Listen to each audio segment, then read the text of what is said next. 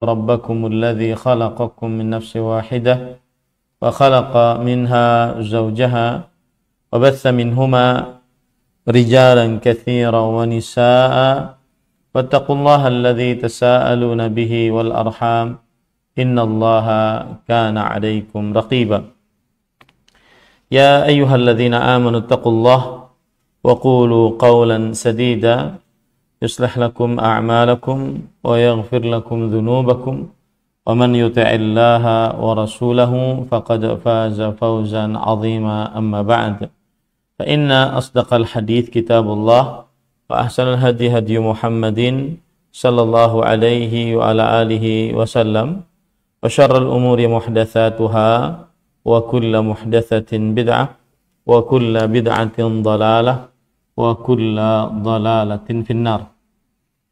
Alhamdulillah, kita bersyukur pada Allah Subhanahu wa taala pada hari ini, hari Jumat malam Sabtu 24 Rabiul Akhir 1444 Hijriah, kita dimudahkan oleh Allah Subhanahu wa taala kembali untuk duduk bersama mengkaji ayat-ayat suci Al-Quran dan hadis-hadis Rasul sallallahu alaihi wa ala alihi wasallam. Salawat dan salam semoga selalu Allah berikan kepada Nabi kita Muhammad sallallahu alaihi wa ala alihi wasallam, pada keluarga beliau, para sahabat, serta orang-orang yang mengikuti beliau sampai hari kiamat kelak. Dengan nama-nama Allah yang husna dan sifat-sifatnya yang ulia, kita berdoa, Allahumma inna nas'aluka ilman nafi'an wa rizqan tayyiban wa amalan mutaqabbala, Allahumma amin. Ahibati fillah, afanillah wa iyakum kaum muslimin yang saya cintai karena Allah, semoga Allah Subhanahu wa taala selalu memberikan afiat kepada kita di dunia dan di akhirat. Pada kesempatan kali ini kita membahas tema, yaitu masih membaca kitab Taujihat Islamiyah di Islahil Fardi wal Mujtama' yang ditulis oleh Fadilatul Syekh Muhammad bin Jamil Zainu rahimahullahu ta'ala. Salawat dan salam semoga selalu Kemudian kita pada kesempatan kali ini membahas tentang wujubu salatil jumu'ati wal jamaah, yang diterjemahkan dalam bahasa Indonesia wajibnya salat Jumat dan salat berjamaah. Penulis kemudian mengatakan salatul jumu'ati wal jamaah wajibatun 'ala rijali lil adillatil atiyah. Penulis berkata, salat Jumat dan salat berjamaah hukumnya wajib bagi laki-laki. Dalilnya sebagai berikut. Baik, sebelum kita masuk kepada dalil, kita ingin mendudukkan beberapa permasalahan dulu. Yaitu pertama adalah tentang, sebentar ya, apakah ini menyebutkan tentang keutamaan atau tidak? Baik. Kita akan menyebutkan tentang keutamaan hari Jumat dahulu. Sebelum kita bahas tentang sholat Jumatnya, kita membahas tentang keutamaan hari Jumat dahulu. Yang pertama, hari Jumat adalah hari yang paling terbaik semenjak matahari terbit. Di dalamnya Allah Subhanahu wa taala menciptakan Adam, dan di dalamnya Allah Subhanahu wa taala memasukkan Adam alaihi salam ke dalam surga, dan di dalamnya Allah Subhanahu wa taala mengeluarkan Adam dari surga, dan di dalamnya terjadi hari kiamat. Dalam hadis yang diriwayatkan oleh Imam Muslim dari Abu Hurairah radhiyallahu an, bahwa Rasulullah sallallahu alaihi wasallam bersabda, khairu yaumin tala'at fihi syams yaumul jum'ah, fihi khalaqallahu Adama wa fihi udkhilal jannah wa fihi ukhrija minha wa la taqumus sa'ah illa fi yaumil jum'ah. Yang artinya hari paling terbaik, matahari terbit di dalamnya adalah hari Jumat. Di dalamnya Allah Subhanahu wa taala menciptakan Nabi Adam, dan di dalamnya Allah Subhanahu wa taala memasukkan Nabi Adam alaihi salam ke dalam surga dan mengeluarkannya dari surga, dan tidaklah dibangkitkan hari kiamat kecuali pada hari Jumat. Ini menunjukkan keutamaan hari Jumat. Kemudian pada hadis riwayat Muslim yang lain bahwa hari Jumat adalah hari yang khusus dimiliki oleh kaum muslimin. Berbeda dengan orang-orang Yahudi dan Nasrani. Maka hari Jumat adalah hari khusus yang dimiliki oleh kaum muslimin. Sebagaimana hadis dari Abu Hurairah dan juga Hudzaifah Ibnul Yaman radhiyallahu anhuma bahwa Rasulullah sallallahu alaihi wa ala alihi wasallam bersabda, "Adallallahu 'anil jumu'ati man kana qablana." Allah Subhanahu wa taala menyesatkan atau menghilangkan dari hari Jumat dari orang-orang sebelum kita. Makana lil Yahudi yaumus sabt. Maka orang Yahudi memiliki hari Sabtu. Wakana lin Nasara yaumul Ahad. Orang Nasrani memiliki hari Ahad. Faja Allahu bina fahadana li yaumil Jum'ah. Maka Allah Subhanahu wa taala datang kepada kita dan memberikan petunjuk untuk kita kepada hari Jumat.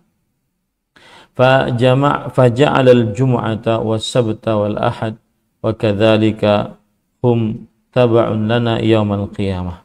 Hari Jumat itu mengumpulkan hari Ahad dan Sabtu. Hari Ahad dan Sabtu. Maka demikianlah mereka kelak menjadi pengikut kita pada hari kiamat. Mereka menjadi pengikut kita kelak pada hari kiamat. Kemudian nahnul akhiruna min ahli dunya wal awwaluna yaumal qiyamah al maqdhiyu lahum qabla al khalaiq. Kita adalah orang-orang yang paling terakhir dari penduduk dunia, tetapi paling awal pada hari kiamat yang telah ditetapkan untuk mereka sebelum ada makhluk-makhluk.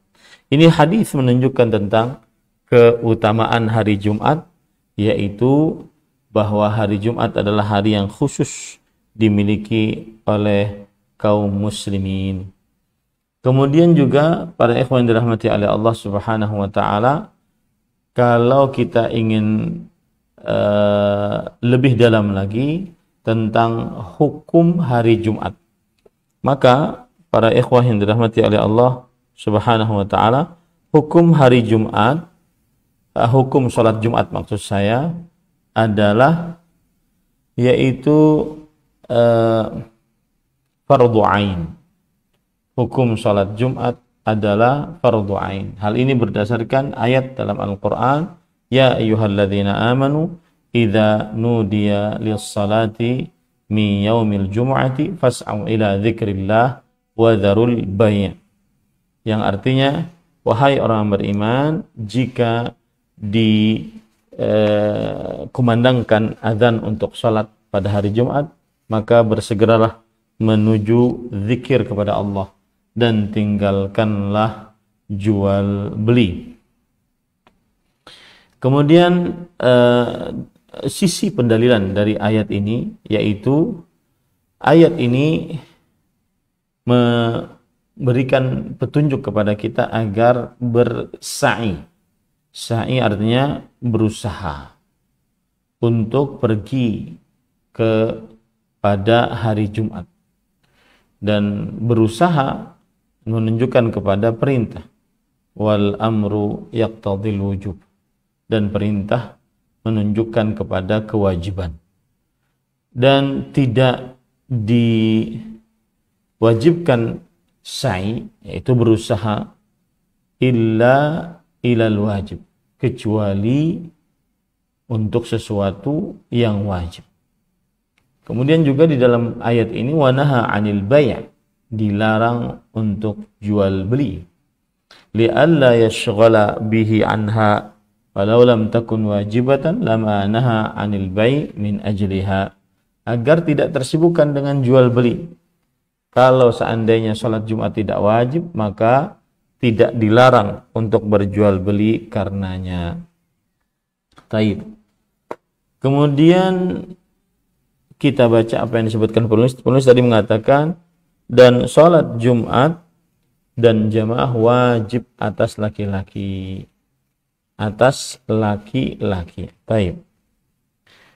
Kita mempermasalahkan kata-kata atas laki-laki. Para ikhwah yang dirahmati oleh Allah Subhanahu wa taala, siapakah yang diwajibkan untuk sholat Jumat? Wajib sholat Jumat atas laki-laki, merdeka, dan yang sudah dibebani tanggung jawab untuk beribadah, serta orang yang mukim. Itu berarti wajib atas laki-laki, dan dia merdeka, bukan budak, kemudian dibebani untuk tanggung jawab beribadah, artinya dia adalah orang yang sudah baligh, kemudian yang mukim, bukan yang sedang safar. Hal ini berdasarkan hadis riwayat Imam Abu Dawud dari Tariq bin Shihab radhiyallahu an, bahwa Nabi Muhammad sallallahu alaihi wa alihi wasallam bersabda, al-jumu'atu haqqun wajibun ala kulli muslim illa arba'atan abdun mamluk aw imra'atun aw sabiyyun aw maridun. Yang artinya salat Jumat adalah hak yang wajib atas seorang muslim kecuali 4 perkara. Hamba, budak sahaya, atau perempuan, atau anak kecil, atau orang yang sedang sakit. Dan juga berdasarkan ijma', Imam Ibnul Munzir rahimahullah berkata, ajma'u ala anna al-jumu'ata wajibatun alal ahrar al-balighin al-muqimin alladhina la udhra lahum. Mereka berijma', ulama umat Islam berijma' bahwa Jumat adalah wajib atas orang-orang merdeka yang sudah baligh, yang muqim, orang-orang yang tidak memiliki uzur bagi mereka sama sekali. Nah, ini para ikhwah yang dirahmati oleh Allah Subhanahu wa ta'ala. Baik. Kemudian para ikhwah yang dirahmati oleh Allah Subhanahu wa ta'ala, apakah wajib sholat Jumat bagi seorang yang buta? Maka wajib sholat Jumat bagi seorang yang buta jika dia memiliki penuntun, dan ini adalah mazhab jumhur, yaitu mazhab Maliki, Syafi'i, dan Hambali, dan Abu Yusuf serta Muhammad Al-Qadhi dari mazhab Hanafi. Karena Allah berfirman dalam surat Al-Jumu'ah ayat 9, ya ayyuhalladzina amanu idza nudiya lis-salati min yaumil jumu'ah fas'au ila dzikrillah wa dzarul bai'. Wahai orang beriman, jika dikumandangkan azan untuk salat pada hari Jumat, maka berusahalah dengan segera untuk mengerjakan salat, mengingat Allah dan meninggalkan jual beli. Keumuman ayat ini masuk di dalamnya orang yang buta jika dia memiliki penuntun yang menuntunnya untuk sholat. Ya, ini para ikhwan yang dirahmati oleh Allah Subhanahu wa ta'ala. Taib. Kemudian juga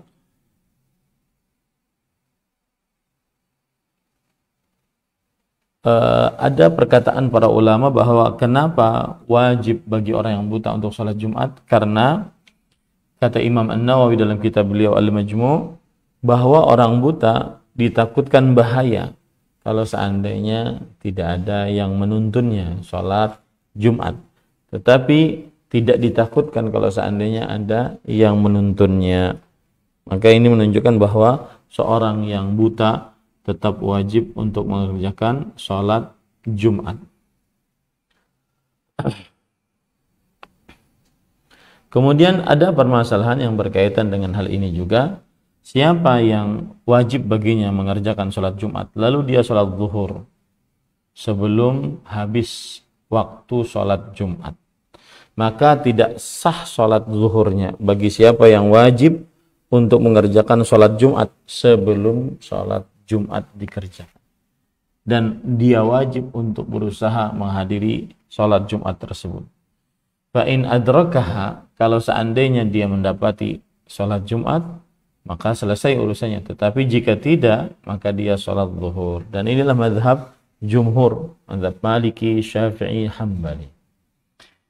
Kemudian para ikhwan dirahmati oleh Allah Subhanahu wa taala,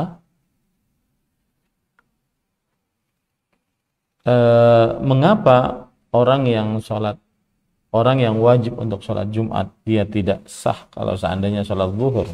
Maka jawabannya adalah karena sholat Jumat wajib baginya, itu satu. Kemudian dia sholat untuk sesuatu yang tidak diperintahkan atasnya, yaitu sholat zuhur pada waktu hari Jumat. Nah, ini tidak ada perintah atasnya.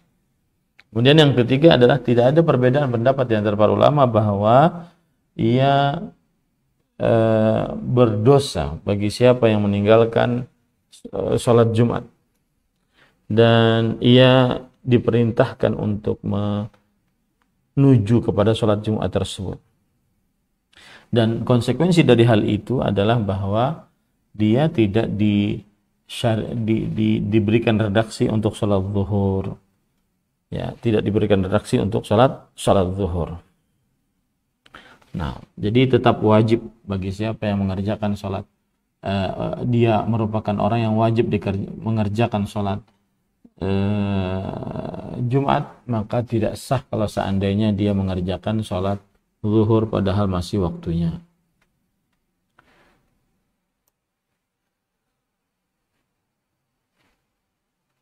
Taib.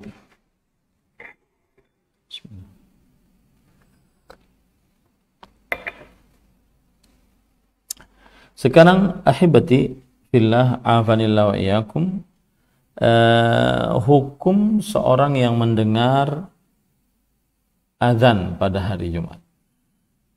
Maka hukum salat Jumat bagi yang tidak mendengar azan, jawabannya adalah wajib salat Jumat atas seluruh orang yang di daerah tersebut, meskipun dia di ujung daerah tersebut tidak mendengar azan. Nah, ini menunjukkan bahwa wajib tetap sholat Jumat meskipun orang tersebut tidak mendengar azan, tetapi di daerahnya dia orang-orang mengerjakan sholat Jumat, maka wajib baginya untuk mengikutinya.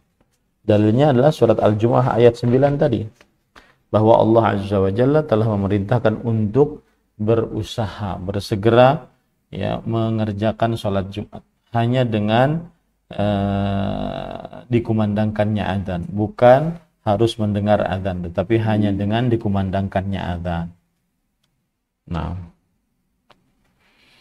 kemudian juga berdasarkan ijma' bahwasanya wajib sholat Jumat atas seluruh orang yang ada di atas muka bumi ini, meskipun ya ujung-ujungnya ia tidak mendengar, orang-orang yang tinggal di pedalaman tidak mendengar tentang adzan Jumat, maka tetap diwajibkan untuk mengerjakan sholat Jumat.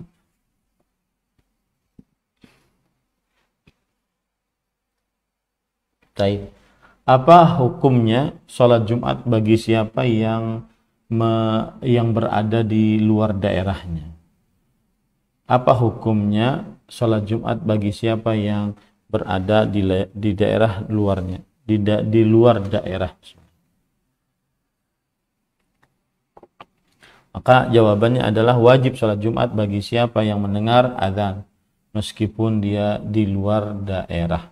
Dan ini adalah mazhab jumhur dari mazhab Maliki, Syafi'i dan Hambali, yaitu wajib sholat Jumat atas siapa yang mendengar azan meskipun dia di luar daerah.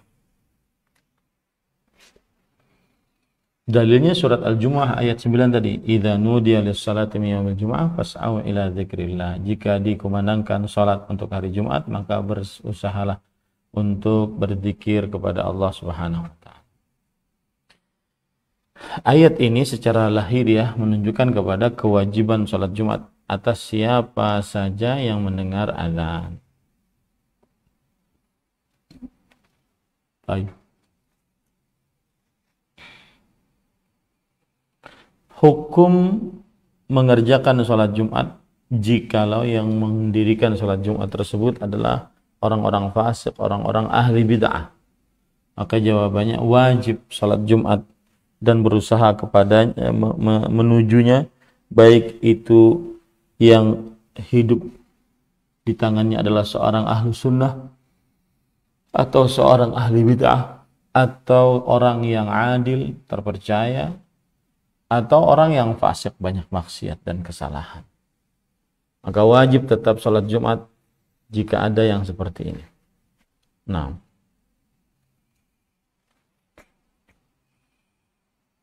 baik.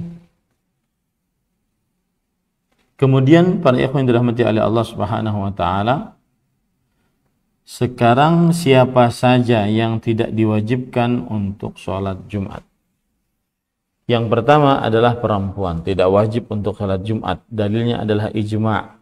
Yang menukilkan ijma' adalah Imam Ibnul Munzir, Imam Al-Khattabi, Imam Ibnu Battal, Imam Ibnu Qudamah.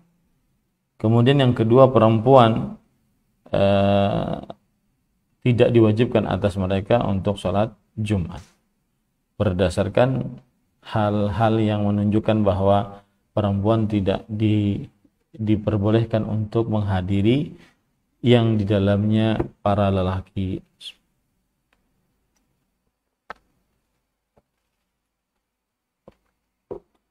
Baik. Kemudian yang kedua yang tidak wajib sholat Jumat adalah budak. Budak yang diperjualbelikan. Ini adalah dengan kesepakatan mazhab fikih yang 4, mazhab Hanafi, Maliki, Syafi'i dan Hambali, bahwa budak tidak wajib untuk berpuasa. Kenapa? Karena dia sibuk dengan mengurus tuannya. Dia sibuk dengan mengurus tuannya.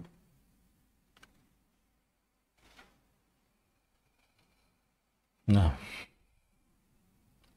mohon maaf, saya mau bertanya dulu. Ini suara saya jelas apa terputus-putus atau bagaimana? Karena di sini OBS saya merah. Lancar jelas, saja, Ustaz. Lancar jelas saja ya. Taib. Kita lanjut. Kemudian para ikhwan dirahmati oleh Allah, jadi budak yang diperjualbelikan tidak diperbolehkan untuk tidak diwajibkan untuk mengerjakan sholat Jumat. Kemudian ahibati fillah, afanillahu iyyakum. Yang ketiga adalah anak kecil, bayi, tidak wajib untuk sholat Jumat. Dengan kesepakatan mazhab fikih yang 4, Hanafi, Maliki, Syafi'i, Hambali, dan juga perkataan kebanyakan para ulama. Ya, bahkan dinukilkan ijma' atasnya bahwa anak kecil tidak diwajibkan atasnya sholat Jumat. Kemudian berdasarkan hadis, yaitu riwayat Abu Daud dari Ali bin Abi Thalib radhiyallahu an, rufi'al qalamu an thalathah. Pena diangkat dari 3, anin naim hatta yastayqidh, dari orang yang sedang tidur sampai dia bangun, wa anus sabi hatta yablugh, dan dari anak kecil sampai dia baligh, wa anil majnuni hatta ya'qil, dan dari orang gila sampai dia sadar. Dari orang gila sampai dia sadar baru diwajibkan atasnya beban untuk beribadah kepada Allah Subhanahu wa taala. Kemudian yang keempat, musafir.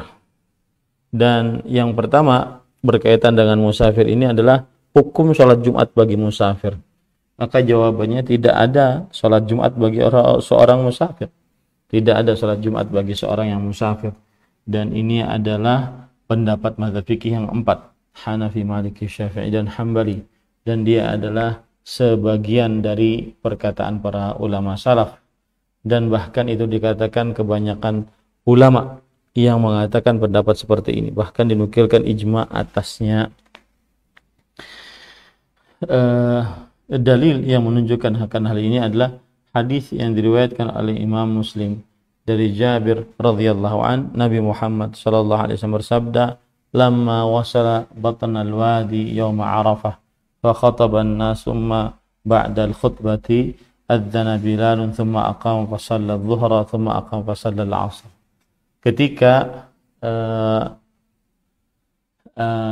Ketika sampai kepada lembah pada hari Arafah, maka beliau turun lalu berkhutbah di hadapan manusia. Kemudian setelah khutbah, Bilal mengumandangkan azan, kemudian diiqamahkan salat. Lalu beliau salat zuhur, lalu beliau diiqamahkan salat, lalu beliau salat asar. Sisi pendalilan dari hadis ini adalah bahwa Nabi Muhammad SAW salat zuhur dan tidak salat Jumat. Ini disebabkan karena salat Jumat khutbah di dalamnya setelah azan, dan di sini khutbah sebelum azan. Yang kedua, salat Jumat didahului dengan 2 khutbah, dan hadis Jabir tidak ada di dalamnya khutbah kecuali 1 saja. Kemudian 3, salat Jumat dikeraskan bacaan di dalamnya, sedangkan hadis Jabir tidak menunjukkan bahwa dikeraskan bacaannya, karena disebutkan salat zuhur thumma aqama thumma shalla al-'asr. Beliau salat zuhur, kemudian iqamah, kemudian beliau salat asar. Kemudian yang keempat, salat Jumat salat Jumat dinamakan salat Jumat. Dalam hadis Jabir radhiyallahu anhu dinamakan salat zuhur, dinamakan salat zuhur, ya. Nah, ini menunjukkan bahwa orang musafir tidak ada Jumat atasnya. Kemudian ahibati fillah, afanillahu wa iyyakum,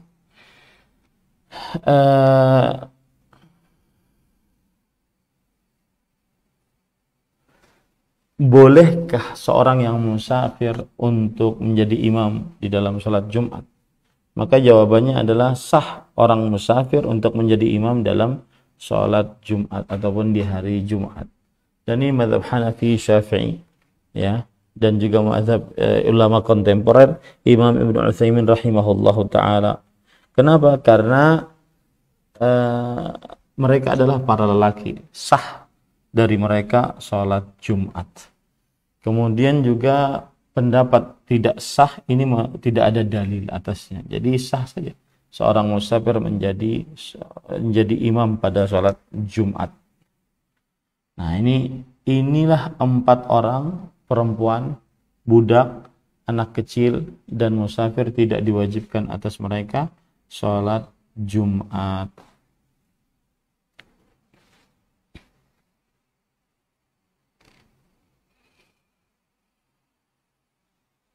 Kemudian ahibati fillah, afanillahu wa iyyakum, dari hukum-hukum yang tidak diwajibkan atas mereka salat Jumat apa saja? Yang pertama, siapa yang tidak wajib atas mereka salat Jumat, maka wajib bagi mereka mengerjakan salat zuhur. Maka jika datang salat Jumat dan orang-orang telah selesai salatnya, maka salat zuhurnya sah, ya. Salat zuhurnya sah. Dan ini berdasarkan ijma bahwa wajib bagi siapa saja yang wajib bagi siapa saja yang tidak wajib atasnya Jumat, dan siapa saja yang tidak wajib atasnya Jumat wajib baginya untuk mengerjakan sholat zuhur, ya, wajib baginya untuk mengerjakan sholat zuhur. Dan siapa saja yang tidak diwajibkan atas mereka sholat Jumat seperti musafir, orang sakit, orang perempuan, dan juga budak, dan seluruh orang-orang yang dimaafkan, maka boleh baginya untuk mengerjakan sholat zuhur sebelum sholatnya imam. Sebelum sholatnya imam. Dan yang jelas waktu mengerjakan sholat zuhurnya di waktu yang sudah masuk waktu sholat zuhur, ya. Nah, semoga dipahami ya. Jadi siapa saja yang tidak diwajibkan atas mereka Jumat seperti musafir, orang sakit, wanita, anak kecil, budak, dan seluruh yang diberikan uzur untuk tidak sholat Jumat, maka boleh baginya untuk sholat zuhur sebelum sholatnya imam. Ya, sebelum sholatnya imam. Dan itu dilakukan setelah masuk waktu sholat zuhur. Hal ini dengan kesepakatan mazhab fikih yang 4, mazhab Hanafi, Maliki, Syafi'i, dan Hambali. Nah,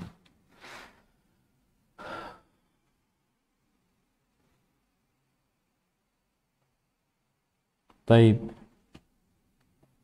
Kita baca dulu apa yang disebutkan oleh penulis di sini, mungkin nanti baru kita perlebar lagi. Qala Allah Ta'ala ya ayyuhalladzina amanu idza nudiya lis-salati min yaumil jum'ah fas'au ila dzikrillah wa dzarul bai' dzalikum khairul lakum in kuntum ta'lamun. Yang artinya salat Jumat dan salat berjamaah wajib, hukumnya wajib bagi laki-laki. Dalilnya sebagai berikut, Allah Subhanahu wa taala berfirman, wahai orang-orang yang beriman, apabila diseru untuk menunaikan salat pada hari Jumat, maka bersegeralah kamu kepada mengingat Allah dan tinggalkanlah jual beli. Yang demikian itu lebih baik bagimu jika kamu mengetahuinya. Nah, ini sudah kita bahas tadi beberapa poin ya, bahwa ayat ini menunjukkan asal hukum sholat Jumat yaitu wajib. Kemudian ayat ini menunjukkan bahwa keumuman ayat ini menunjukkan siapa saja dari laki-laki, bukan perempuan, bukan budak, bukan anak kecil, bukan musafir, diwajibkan atasnya untuk sholat di hari Jumat.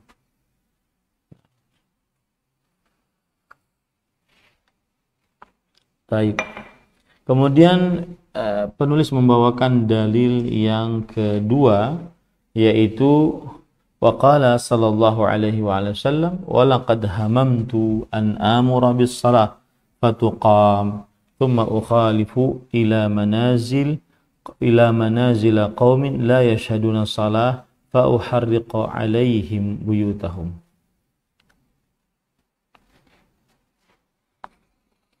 Baik, para ikhwah yang dirahmati oleh Allah Subhanahu wa taala, ini adalah dalil tentang wajibnya salat berjamaah bagi laki-laki. Sungguh aku bertekad untuk memerintahkan orang mengerjakan salat, lalu salatnya diiqamahkan. Kemudian aku pergi ke rumah orang-orang yang tidak bersyahadat.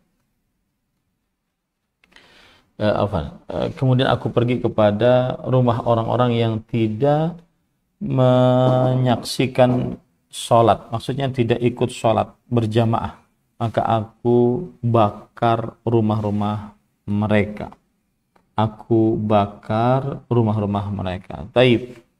Ini para ikhwah yang dirahmati oleh Allah. Sebentar, saya kelewat kayaknya.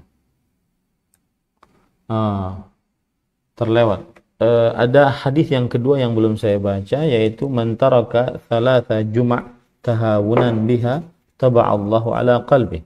Siapa yang meninggalkan 3 salat Jumat karena meremehkan akannya, Allah Subhanahu wa taala pasti akan tutup hatinya.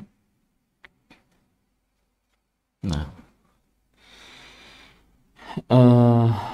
para ikhwah yang dirahmati oleh Allah Subhanahu wa taala, Ini hadis menunjukkan bahayanya meninggalkan sholat Jumat, yaitu ditutup hatinya oleh Allah Subhanahu wa Ta'ala. Nah, kemudian lanjut kepada hadis yang ketiga tadi yang sudah kita baca, yaitu sungguh aku telah bermaksud memerintahkan seseorang yang mengimami sholat. Kemudian aku mendatangi orang-orang yang sholat di rumahnya, tidak berjamaah di masjid. Lalu aku bakar rumah-rumah mereka. Hadis riwayat Imam Bukhari. Taib, ini hadis berkaitan dengan sholat berjamaah. Kita akan bahas tentang sholat berjamaah. Poin yang pertama adalah keutamaan sholat berjamaah. Saya tidak tahu nanti ada bab setelah ini ada penyebutan sholat berjamaah dan keutamaannya, tapi kita baca sekarang. Yang pertama, keutamaan sholat berjamaah adalah sholat berjamaah lebih utama dibandingkan sholat sendirian lebih daripada 27 derajat. Hal ini berdasarkan hadis riwayat Bukhari dan Muslim dari Abdullah bin Umar radhiyallahu anhuma, Rasulullah sallallahu alaihi wasallam bersabda, "Salatul jamaah tafdhulu ala salatil fardhi bi 27 darajah."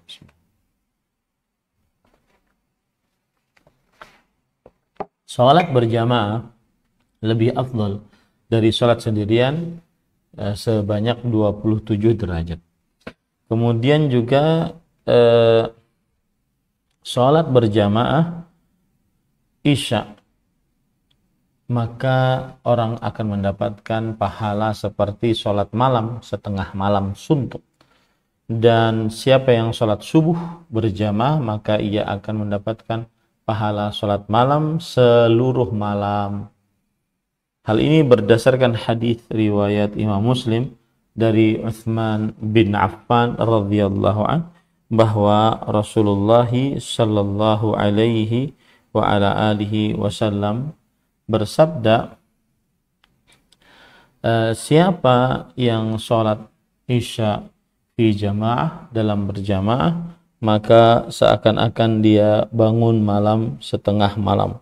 Dan siapa yang sholat subuh berjamaah, maka seakan-akan ia sholat malam seluruh malam. Maka ia sholat malam seluruh malam. Ini hadis yang diriwayatkan oleh Imam Muslim. Nah, kemudian para ikhwan yang dirahmati oleh Allah Subhanahu wa Ta'ala, orang yang sholat berjamaah maka akan diampuni dosa-dosanya. Karena dalam hadis yang diriwayatkan oleh Imam Muslim dari Utsman bin Affan radhiyallahu an, man tawadda'a lis-shalah fa asbagha al-wudu'a thumma masha ila as-salatil maktubah fa shallaha ma'an nas aw ma'al jamaah aw fil masjid ghafarallahu lahu dzunubah. Siapa yang berwudu untuk salat lalu dia sempurnakan wudunya, kemudian berjalan menuju salat wajib, lalu ia salat bersama manusia atau sholat berjamaah atau di dalam masjid sholatnya, maka niscaya Allah Subhanahu wa Ta'ala mengampuni dosa-dosanya. Kemudian para ikhwan dirahmati Allah, sholat berjamaah semakin banyak orangnya, maka semakin dicintai oleh Allah Subhanahu wa Ta'ala. Sebagaimana dalam hadis riwayat Imam Abu Daud, Imam An-Nasai dari Ubay bin Ka'ab radhiyallahu an, beliau bercerita Rasul sallallahu alaihi wasallam bersabda, "Salatul rajuli ma'ar rajuli azka min salatihi wahdah, wa salatuhu ma'ar rajuli azka min salatihi ma'ar rajul, wa ma kathura fa huwa ahabbu ila Allah azza wa jalla." Salat seorang lelaki bersama lelaki lebih suci daripada salatnya sendirian, dan sholatnya bersama dua lelaki lebih suci daripada sholatnya bersama seorang lelaki. Dan semakin banyak dia berjamaah, maka semakin dia dicintai oleh Allah Subhanahu wa taala. Itulah keutamaan dari sholat berjamaah, karena di sini tadi disebutkan tentang keutamaan. Nah,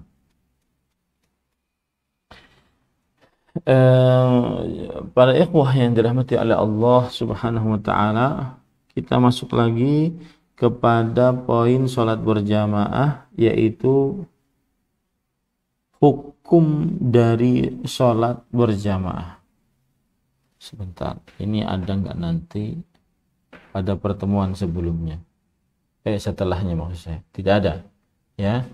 Di sini tadi hanya menyebutkan sholat berjamaah hukumnya adalah wajib. Kita bahas lebih dalam, yaitu apa hukum sholat berjamaah.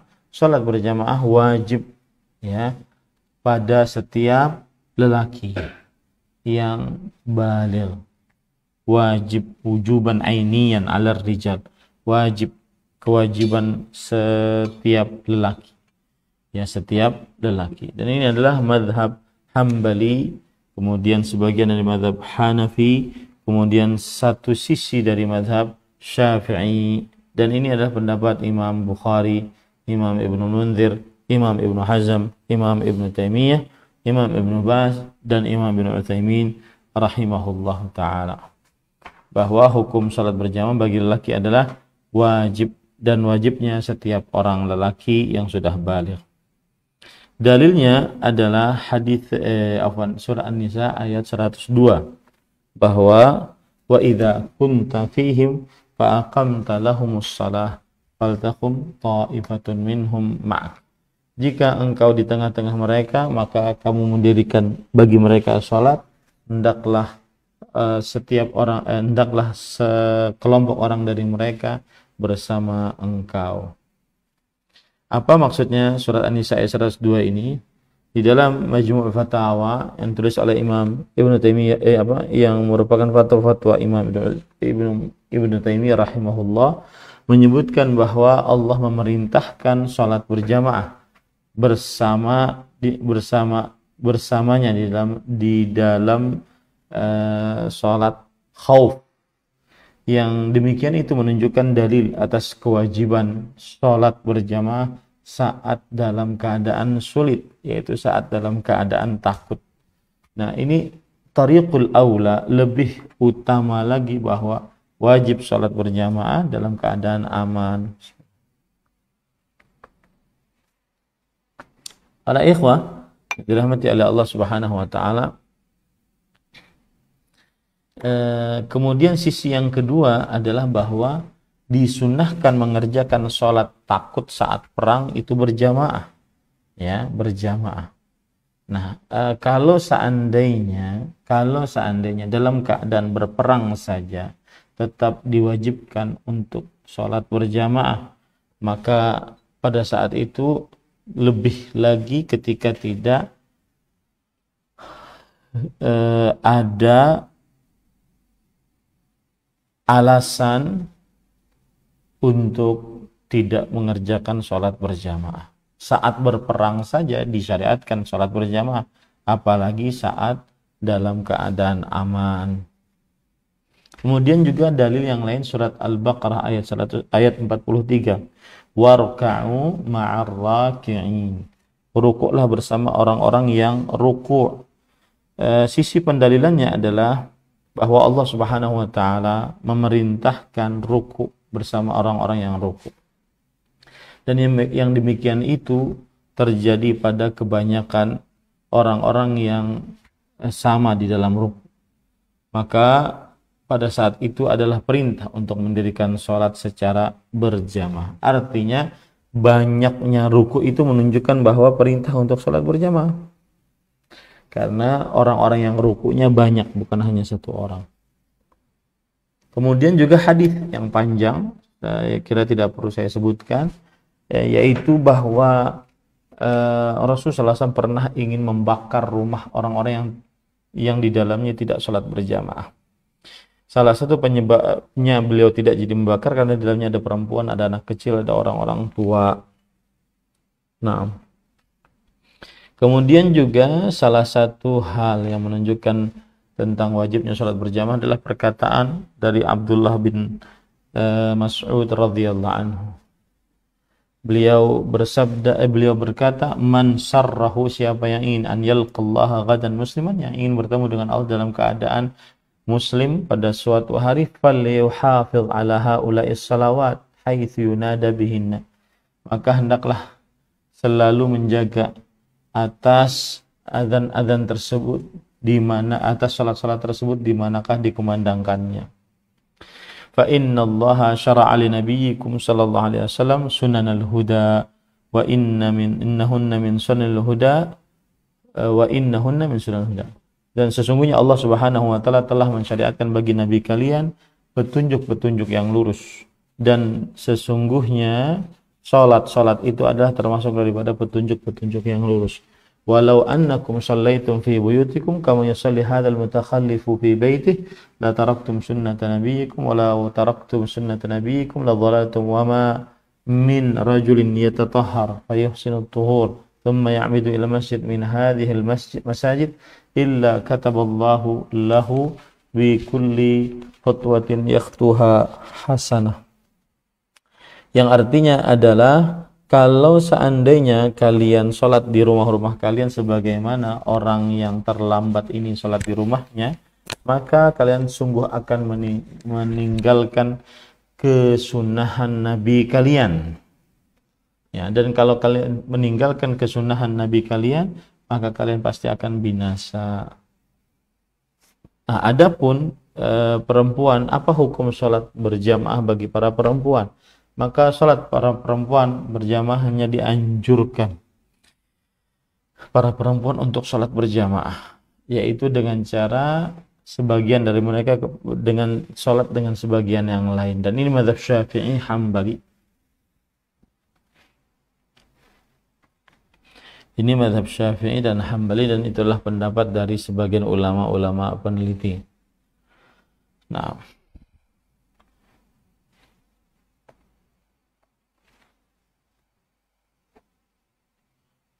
kemudian berdasarkan dari perkataan Aisyah radhiyallahu anha bahwa perempuan tidak wajib untuk salat berjamaah, annaha ammatin nisa fi salatil maghrib faqamat wastatahunna wa jaharat bil qiraah, adalah Aisyah radhiyallahu anha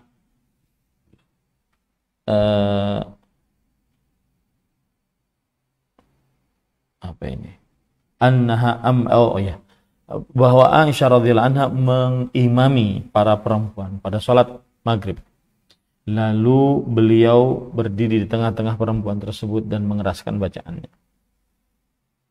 Ini menunjukkan bahwa bahwa wanita tidak diwajibkan untuk mengerjakan sholat berjamaah, tetapi dianjurkan. Nah,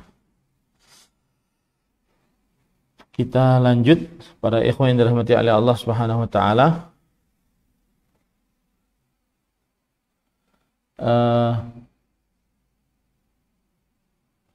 Dalam hadis yang keempat. Nah, dalam hadis yang ketiga tadi, sungguh aku bertekad untuk memerintahkan sholat, lalu diiqamahkan sholat. Lalu aku pergi ke rumah orang-orang yang tidak sholat, tidak menghadiri sholat, maka aku akan bakar mereka.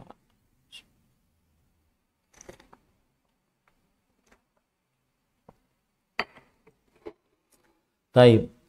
Di sini ada sisi pendalilannya adalah tidak mungkin Rasulullah SAW mau membakar rumah-rumah kalau seandainya sholat berjamaah itu sunnah, karena pembakaran rumah tidak terjadi kecuali atas meninggalkan yang wajib.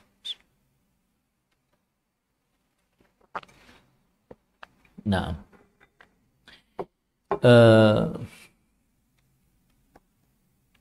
itu adalah dalil pertama tentang wajibnya sholat berjamaah. Padahal disebutkan oleh Imam Ibnu Qayyim dan ulama lainnya bahwa ada orang yang nanti kita akan bahas ini. Ada orang yang buta yang minta izin kepada Rasul sallallahu alaihi wasallam untuk tidak ikut sholat berjamaah. Maka dijawab oleh Nabi Muhammad SAW nanti pada hadis yang kelima ya, pada hadis yang kelima. Baik. Nah, di sini ada hadis yang keempat, hadis riwayat Imam Ibnu Majah, yaitu man sami'an nida'a falam ya'tihi fala salata lahu illa min udhur. Siapa yang mendengar azan lalu dia tidak menghadirinya atau memenuhi panggilannya, maka tidak sah salatnya kecuali karena uzur. Ya, tidak sah salatnya kecuali karena uzur. Nah, ini hadis menunjukkan bahwa sangat ekstrim pendapat ini, tidak sah salatnya karena dia mendengar azan lalu dia tidak menghampiri azan tersebut. Nah.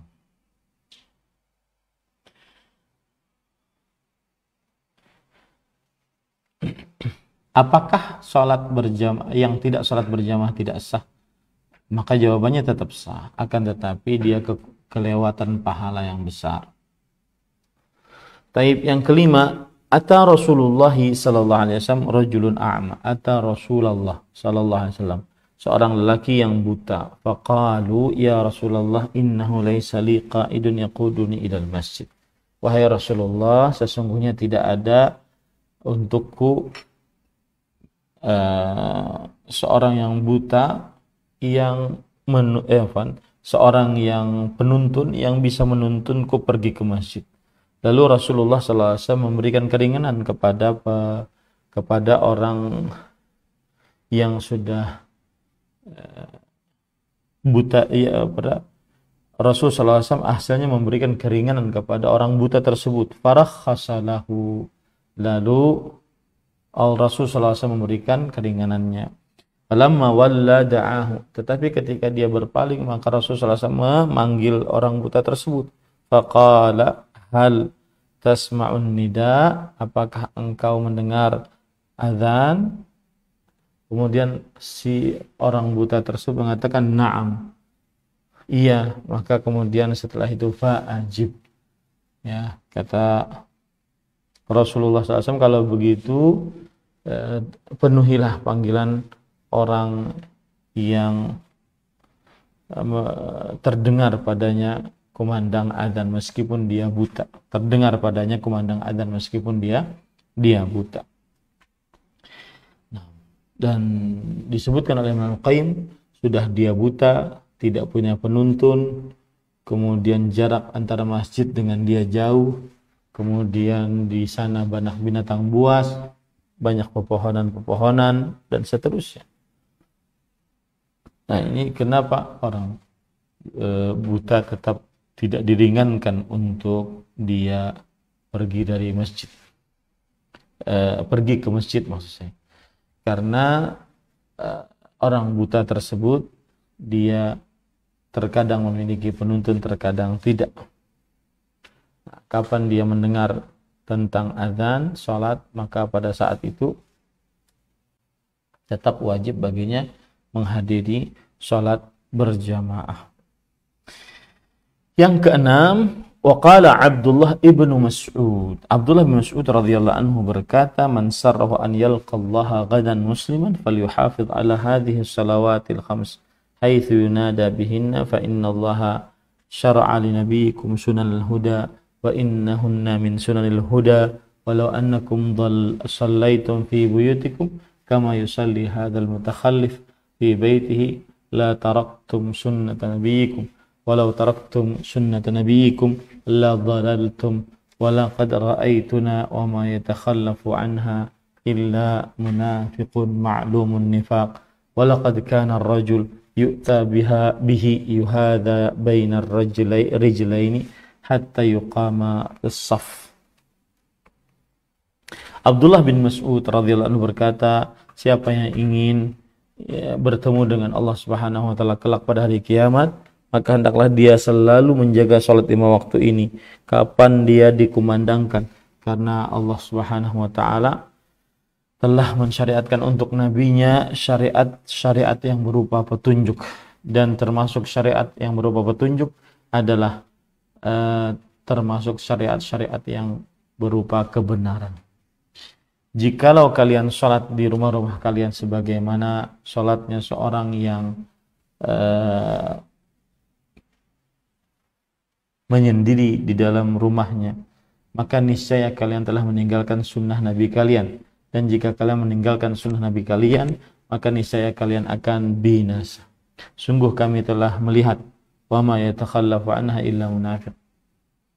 Sungguh kami telah melihat, dan tidak ada yang tidak mengerjakan sholat berjamaah kecuali orang yang munafik, ma'lumun nifaq, yang terkenal dengan kemunafikannya. Dan sungguh seseorang dipapah ya, diboyong ya, dipapah di antara dua orang sampai diberdirikan di dalam saf. Hadis riwayat Muslim. Nah ini kira-kira dalil yang menunjukkan kewajiban sholat berjamaah Jumat. Kemudian setelah itu nanti disebutkan keutamaan sholat Jumat dan sholat berjamaah. Kemudian setelah itu bagaimana tata cara sholat Jumat, disertai dengan adab-adabnya. Nah itu insyaallah ta'ala pada pertemuan yang akan datang kita lanjut tentang kajian sholat berjamaah dan sholat Jumat. Wallahu a'lam. Nah, silahkan Ami.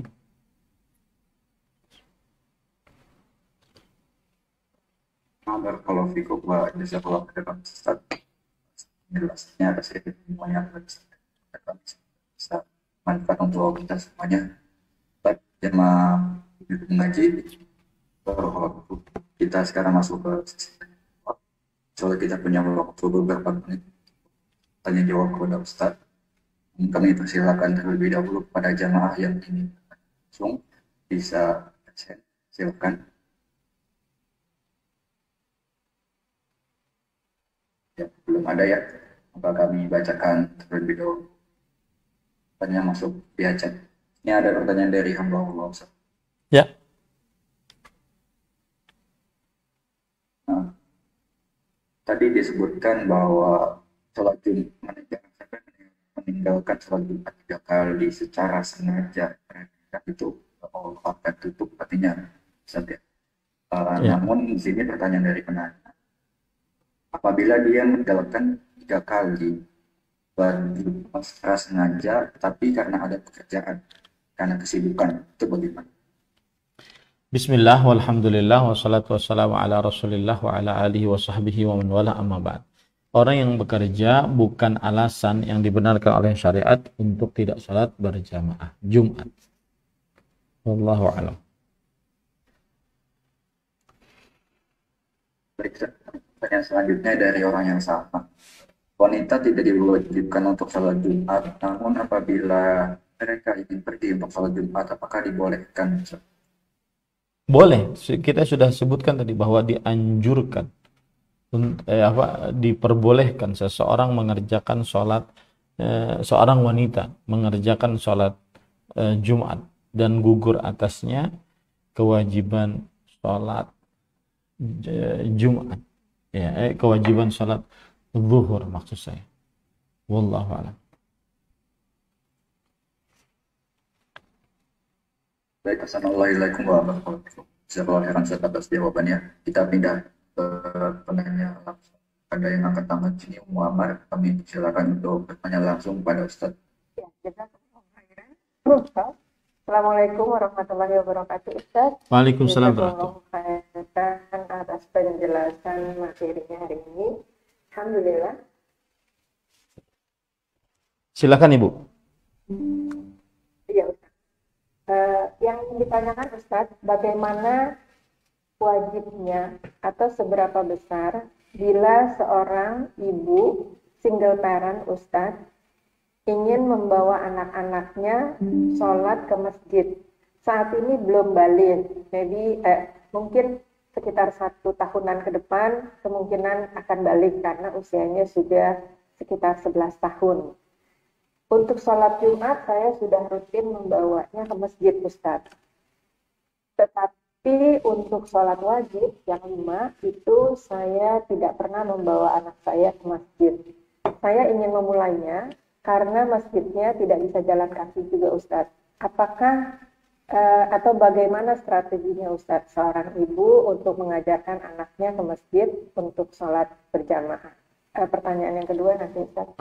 Bismillah, alhamdulillah, wassalatu wassalamu ala rasulillah wa ala alihi wa sahbihi wa wala amma ba'd. Sebenarnya kalau ini ibu ada di USA mungkin berat untuk mendapati masjid yang dekat dan seterusnya.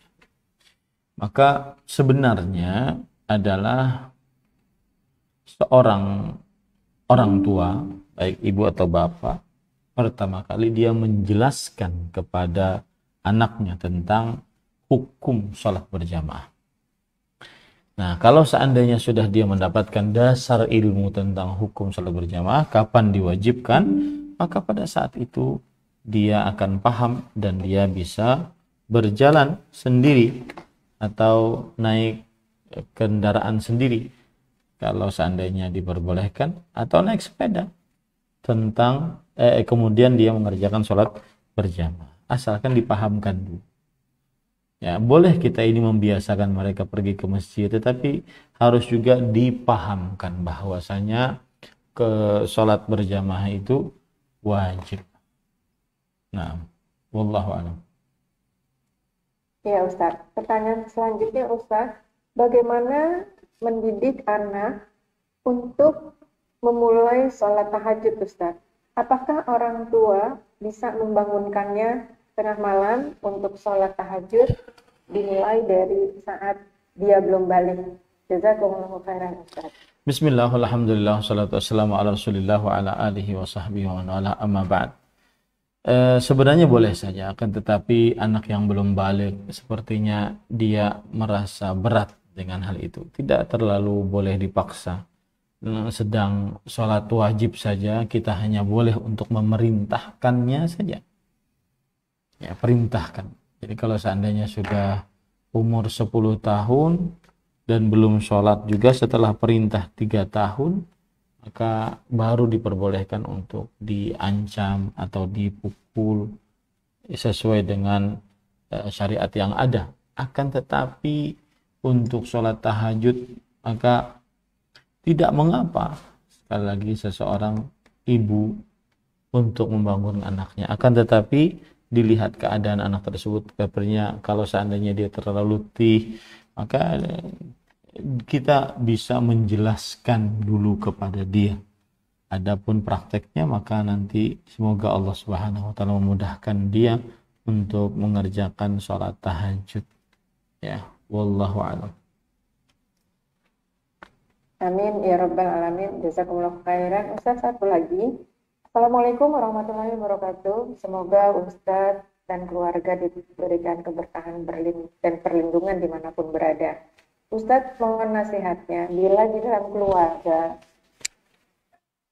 tidak pergi ke masjid untuk sholat subuh bila suami berhalangan karena kondisi tertentu.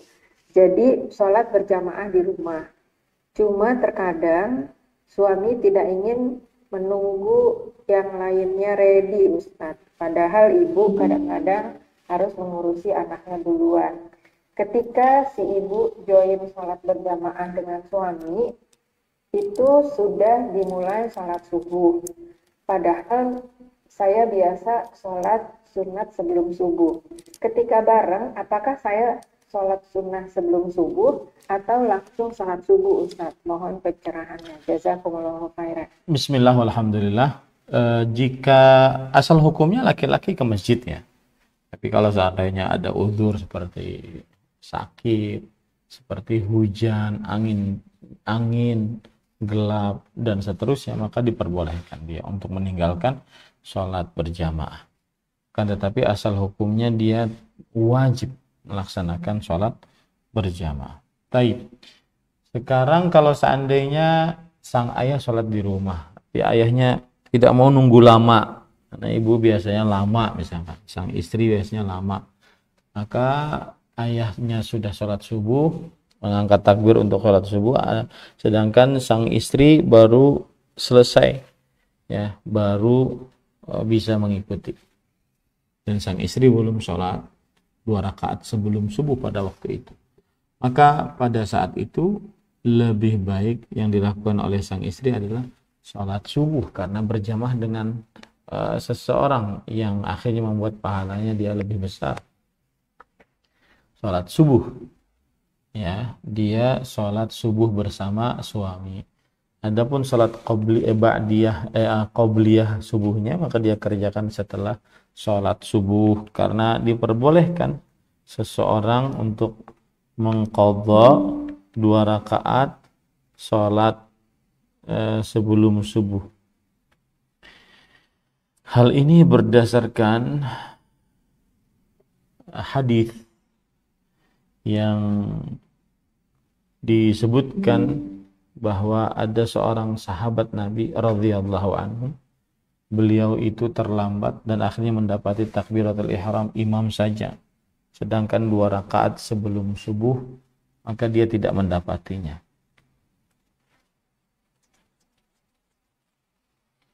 Dan tidak diperbolehkan seseorang kalau sudah diiqamahkan sholat kemudian dia belum mengerjakan 2 rakaat sebelum subuh, tidak boleh diperbolehkan dia untuk mengerjakan 2 rakaat sebelum subuh dan meninggalkan sholat berjamaah yang baru dimulai.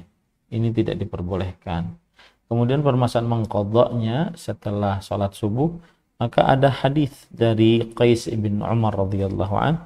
Beliau bercerita, ra'ani Rasulullah sallallahu alaihi wasallam wa ana usalli raka'atail fajr ba'da salatil fajr. Rasulullah sallallahu alaihi wasallam melihat aku dalam keadaan aku sedang sholat 2 rakaat setelah sholat subuh. Kemudian Rasulullah SAW bersabda, mahatani raka'atani ya Qais, wahai Qais, ini 2 rakaat apa? Qultu ya Rasulullah lam akun sallaitu raka'atail fajr fahuma hatan. Wahai Rasulullah, aku belum sholat 2 rakaat sebelum subuh, maka itulah 2 rakaat sebelum subuh tersebut.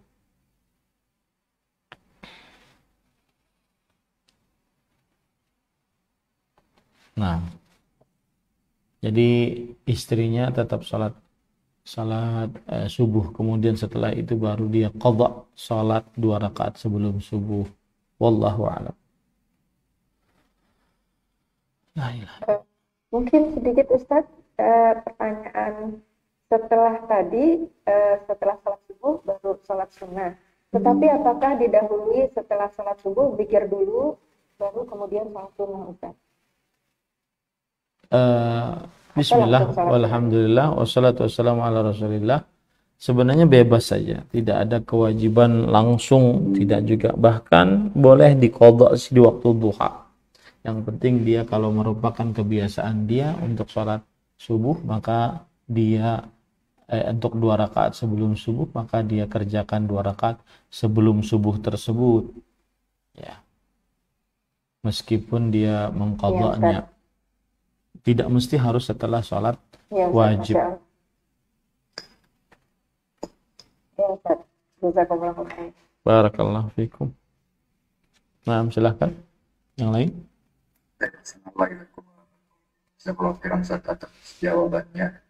Semoga bisa bermanfaat untuk penanya dan yang secara umum. Kita selingi dulu dengan pertanyaan yang masuk via chat. Sini ada pertanyaan dari Allah. Penanya berkata, Assalamualaikum warahmatullahi wabarakatuh. Barakallahu fikum Ustaz. Mau bertanya Ustaz, apakah ada uzur untuk laki-laki yang tidak bisa meninggalkan tugasnya karena menyangkut nyawa orang lain? Seperti halnya dokter yang sedang melakukan operasi besar dalam jangka waktu yang panjang sehingga tidak bisa berjamaah di masjid, atau mungkin bahkan dia tidak bisa melakukan sholat pada waktunya. Bismillah, alhamdulillah, wassalatu wassalamu ala rasulillah wa ala alihi wa sahbihi wa wala amma ba'd. Dalam beberapa keadaan hak-hak Allah lebih dikalahkan dibandingkan hak menyelamatkan nyawa. Seperti misalkan kalau kita bersafar merasa berat safar kita, maka pada saat itu boleh berbuka puasa atau mendatangkan bahaya kalau sedang berpuasa, maka pada saat itu maka saat itu dia boleh berbuka. Intinya jika dalam keadaan menyelamatkan nyawa, maka pada saat itu diperbolehkan dia untuk mengerjakan sholat secara jamak, ataupun dia meninggalkan sholat kemudian dia qadha pada waktu yang diperbolehkan, maka pada saat itu dia diperbolehkan mengambil pilihan tersebut. Hal ini karena penyelamatan nyawa lebih utama dibandingkan menegakkan hak-hak Allah yang bisa dia tegakkan pada kesempatan lainnya. Wallahu a'lam.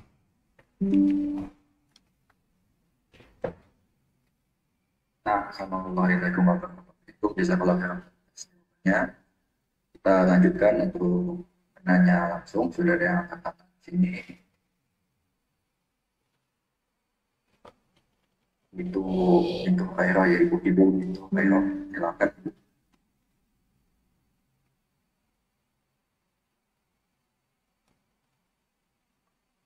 Ya. Alhamdulillah, bismillah. Assalamualaikum warahmatullahi wabarakatuh, Ustaz. Waalaikumsalam warahmatullahi wabarakatuh. Aku ingin bertanya, tadi di awal Ustaz sempat menjelaskan untuk wajibnya hukum sholat Jumat bagi mereka walaupun tidak mendengar azan, termasuk juga bagi mereka yang berada di luar daerah. Tetapi di satu sisi tidak wajib bagi yang safar. Ini perbedaannya apa ya Ustadz? Ahwan, walaupun untuk yang safar tetap boleh untuk sholat Jumat dan boleh menjadi imam sholat. Ahwan anak tidak paham untuk yang maksudnya di luar daerah, tapi tetap wajib hukumnya sholat Jumat. Mohon nasihatnya Ustadz. Jazakallahu khairan. Bismillah. Assalamualaikum warahmatullahi wabarakatuh. Bismillah, alhamdulillah, wassalatu wassalamu ala rasulillah wa ala alihi wa sahbihi wa walah, amma ba'd.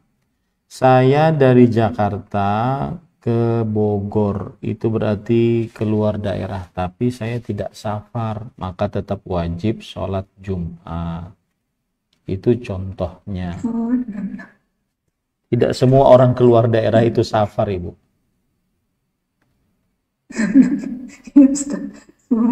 Jazakallahu khairan Ustaz. Barakallahu fiik. Assalamualaikum warahmatullahi wabarakatuh. Waalaikumsalam warahmatullahi wabarakatuh. Baik, assalamualaikum warahmatullahi wabarakatuh. Ini persilakan kembali untuk yang ingin bertanya langsung, Ibu Yuniati, silakan.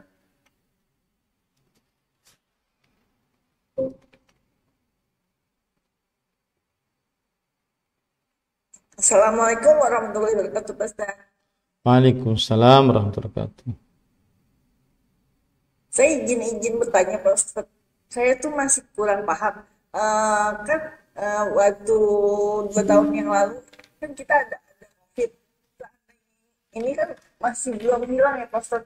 Itu kalau kita sholat, itu kalau misalnya kita pakai masker itu apakah maskernya dibuka atau dipakai saja, Pak Ustaz? Yang kedua saya izin bertanya, Pak Ustaz.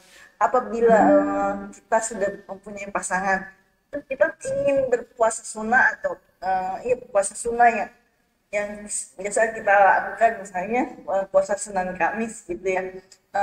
Terus kita tidak diizinkan oleh suami, kan itu sebagai istri itu tidak boleh ya, Ustaz. Itu bagaimana ya, Pak? Bismillah, walhamdulillah, wassalatu wassalamu ala rasulillah wa ala alihi wa ashabihi wa man walah, amma ba'd. Untuk hukum memakai masker saat sholat, maka jawabannya adalah dalam keadaan aman dan tidak ada penyakit yang mewabah, hukumnya makruh. Dan dalam keadaan yang terjadi penyakit mewabah, maka pada saat itu hukum makruh tersebut terangkat dengan adanya hajat atau keperluan yang sangat mendesak, ya, atau keperluan yang sangat mendesak. Jadi kalau kita runut asal hukum sholat memakai penutup wajah itu dilarang oleh Rasul Shallallahu Alaihi Wasallam. Dalam hadis riwayat Imam Abu Daud dari Abu Hurairah radhiyallahu an, naha an-nabiy sallallahu alaihi wasallam an yughatti ar-rajulu fahu fi shalah. Rasul sallallahu alaihi wasallam melarang untuk seseorang menutup mulutnya di dalam sholat, menutup mulutnya di dalam sholat. Nah ini, bahkan bagi para perempuan pun demikian. Kata Imam Ibn Abdul Barr, ajma'u ala anna al-mar'ah takshif wajhaha fis salah. Para ulama berijma' bahwa perempuan wajib membuka wajahnya di dalam sholat wal ihram, dan dalam ihram, lianna satral wajhi yukhillu bi mumasyaratil musalli bil jabhah wal anfi wa yughattil fam. Faqad naha an-nabiy sallallahu alaihi wasallam ar-rajul anhu fa in kana li hajah ka huduri ajanib fala karahah, wa kadzalika ar-rajul tazulul karahah fi haqqihi idza ihtaja ila dzalik. Karena menutup wajah itu akan mengurangi seorang yang sedang sholat untuk tersentuh langsung dengan apa yang merupakan lantainya, baik itu dahinya, hidungnya, ataupun juga mulutnya. Dan Nabi Muhammad SAW melarang seseorang lelaki melakukan hal tersebut saat sholat. Dan kalau seandainya seorang perempuan sedang di hadapan laki-laki yang bukan mahramnya, maka pada saat itu tidak makruh hukumnya. Kemudian juga demikian juga laki-laki yang ingin sholat, maka dia makruh memakai penutup wajah atau penutup mulut kecuali dalam keadaan ada hajat keperluan. Sedangkan kemakruhan itu diangkat ketika ada hajat. Artinya kalau ada hajat, kemudian hukum sesuatu tersebut adalah makruh, maka ini hukum makruhnya terangkat. Jadi tidak mengapa seseorang saat penyakit mewabah untuk memakai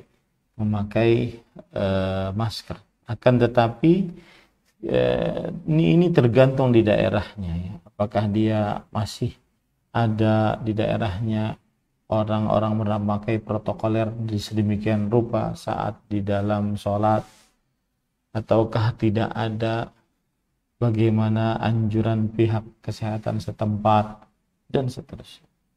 Wallahu a'lam.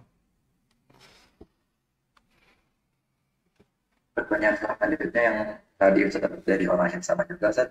Yang kedua tadi penanya menyebutkan ketika seorang wanita sudah memiliki pasangannya sama suami, kemudian dia ingin berpuasa sunnah, contohnya misal kayak Senin Kamis, kemudian suaminya melarang, bagaimana dia menyikapinya? Tidak boleh seorang wanita muslimah yang sudah menikah untuk berpuasa sunnah tanpa izin suami. Sang suami berhak untuk melarang istrinya. Ya, sang istri wajib minta izin dengan suami saat ingin melakukan puasa sunnah.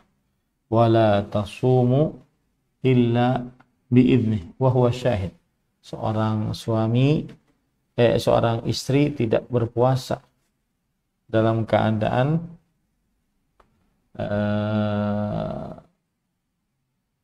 tanpa izin suaminya. Seorang istri wajib minta izin suaminya untuk melaksanakan puasa sunnah. Kenapa demikian?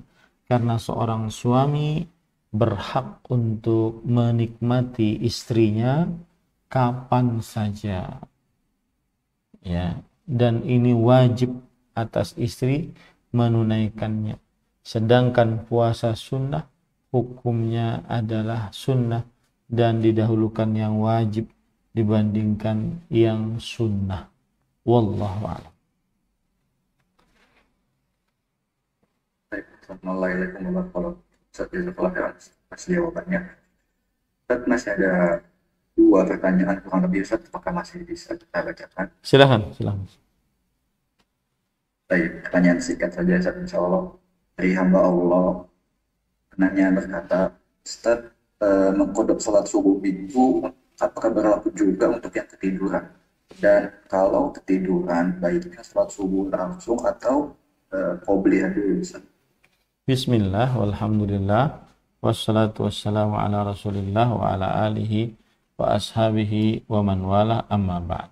Kalau seandainya dia ketiduran, maka dia wajib mengqadha salat 2 rakaat sebelum subuh dahulu, kemudian setelah itu baru salat subuh. Hal ini berdasarkan hadis Rasul Shallallahu Alaihi Wasallam bahwa beliau di dalam safar dan keletihan akhirnya pada tertidur, ya, sampai Abu Hurairah radhiyallahu anhu dan juga Bilal tertidur. Akhirnya tidak ada yang membangunkan mereka, Nabi dan para sahabatnya, kecuali matahari yang pas. Akhirnya mereka bangun dan akhirnya mereka mengerjakan sholat, mengumandangkan azan dulu, baru mengerjakan 2 rakaat sebelum subuh, baru iqamah, baru mengerjakan sholat subuh. Wallahu a'lam.